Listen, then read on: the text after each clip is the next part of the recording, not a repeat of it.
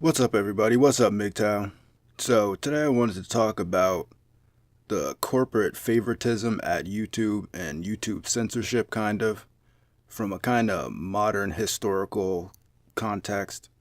Now, to start off with, first of all, you have to understand that payola actually exists. While a lot of people will tell you that payola is illegal or it's been outlawed, basically, they just modified the system. So, for example, when I was doing research on payola and stuff, there was a pretty big case between New York State and Universal Music, which, if you know, like all the same companies that own the music corporations own the TV corporations and other corporations that make other products and stuff like that. So, in any case, the case between New York State and Universal Music Group shows how payola just turns into the corporation paying out to the state as well as to a bunch of DJs and people like that. So you basically know how payola works. The music company signs an artist and then they produce the record and then they pay local DJs or big DJs on big radio stations to play the songs that they just bought from the artist, and that boosts the popularity of the artist, thereby boosting record sales. So what had happened in 2006, which happens commonly all the time, and it's still happening right now, is that the state fines the record company, but they don't do anything to prosecute the DJs that receive payola payments. So what happens is that basically the record company pays out $2 or $3 million to DJs in New York to play the record, and then the state turns around and gives the record company $1 million fine. So then, with the record being played, the company could make $10 million off of the record being played and the artist and all that stuff. So it's pretty much worth it for them. So they pay the DJs $2 million, then they pay the state $1 million, and they still have $7 million left that they made off the record. And record sales is kind of an industry secret, but not really, that record sales are not really where the money is. The live shows are where the money is, and live performances and appearances and stuff like that. And the music videos too, for the most part, that's where the money is, because that's tightly controlled. You can't own a live performance. You can't steal a live performance when the person's actually there. And that's where they make most of their money. And that's where the artists make most of their money. They don't really make a lot of money off of record sales. The record sales are and always have been to promote the artist for the live shows. Anyway, so how this leads into the corporate favoritism at YouTube is basically what had happened around that same time, which is how I found out about this, was that the big music corporations were all ganging up on YouTube because YouTube was at that time very independent from the other corporations. And apparently they don't like that, and they haven't liked that for quite a while. And so basically they teamed up and they were going to sue YouTube into the Stone Ages for all of the uploaded music content that was on YouTube. And as I'm sure you guys know, that music content is one of the biggest, viewed content on YouTube. So they would lose a huge market share if they stop people directly from uploading all the music content that they do on YouTube. Because I'm sure you've noticed there's a lot of free music content available from very big name corporate artists. So you can see, especially in the early days of YouTube, how that would have been a big problem for YouTube. If on one hand, the three corporations that own 80% of all the music that's listened to in the world today pulled all those artists off of YouTube, and at the same time were continuously barraging YouTube with copyright lawsuits for the content that was being uploaded by independent people onto the platform. So basically, YouTube had to bend the knee to these major corporations, and basically what it seems like to me is they had to provide some type of favoritism to the corporations in order to stop the corporations from suing the crap out of them for the uploaded copyrighted content, which basically makes a lot of sense. Now, you can kind of see how that has led to the corporate favoritism that we see now, where, channels like NBC and Fox and ABC, they get priority treatment on YouTube, even though they don't really have the highest view counts and the most comments and the most subscribers on their channel. ABC News, NBC News, things like that, they always end up on the suggested page, the popular page, whatever it is called now. And you can see that they're just basically, YouTube is just trying to avoid huge lawsuits from all the basically copyrighted content that's uploaded onto YouTube daily. Because if the corporations turned around and really put heavy lawsuits on YouTube for all the clips and the other stuff, that YouTube would be done for, basically, especially back when it was first starting out.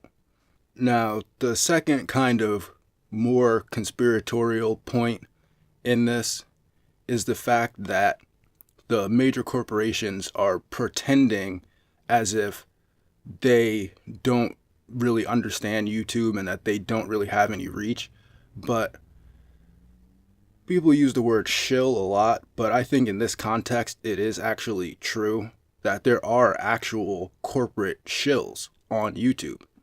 Now, if I can find the documentary that I posted on a much older video, if I can find it again, I'll find it. But one of the original viral people on YouTube was this girl. I forget what the video was called, but basically she was some girl in her room that was pretending like she was kidnapped or something like that. And it was one of the first viral videos on YouTube. And it turns out that that girl was just paid by some corporation to see how much views and things like that she could get. Alright, so I did find the documentary I was talking about, and the channel that I was talking about was a channel called Lonely Girl 15. And it was basically like a 16-year-old girl doing some basic bitch shit in her bedroom, and then she mysteriously disappears, which triggered basically a nationwide search for this girl because people thought she was kidnapped.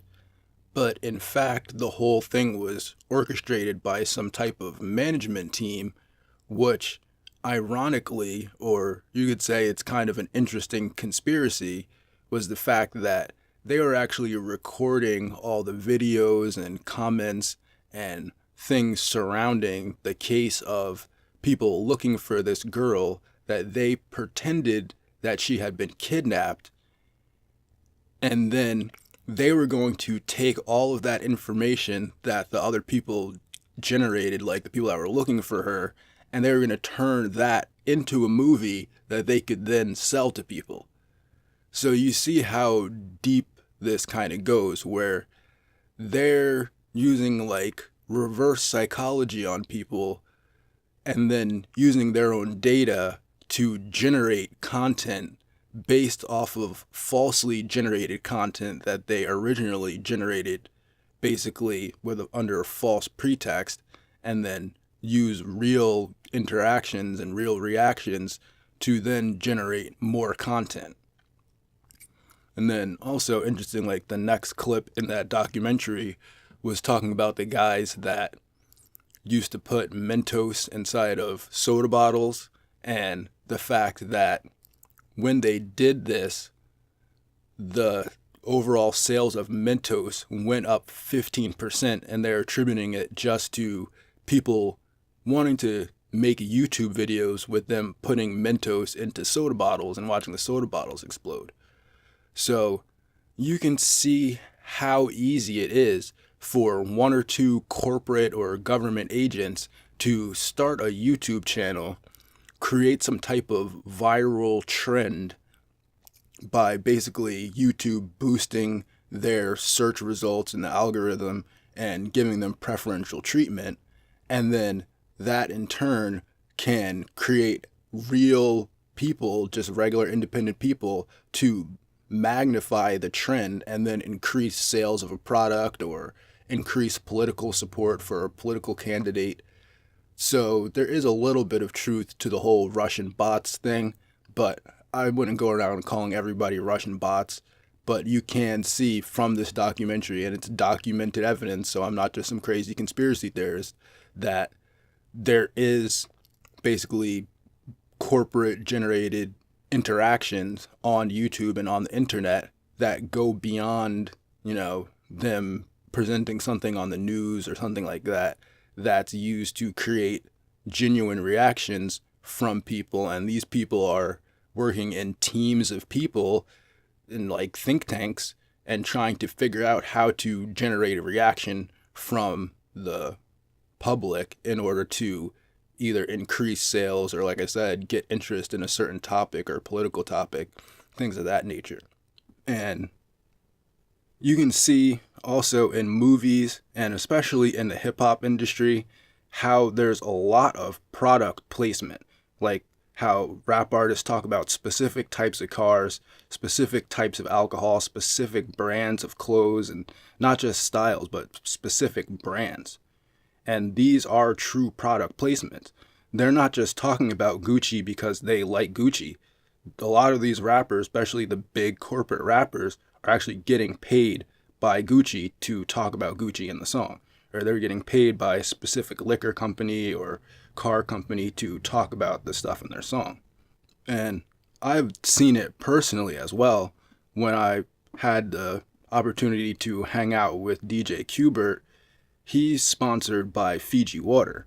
And the day where we hung out with him or whatever, we had to drive him down to Denver. And he was drinking regular bottled water in the car, but then we had to get out and go somewhere.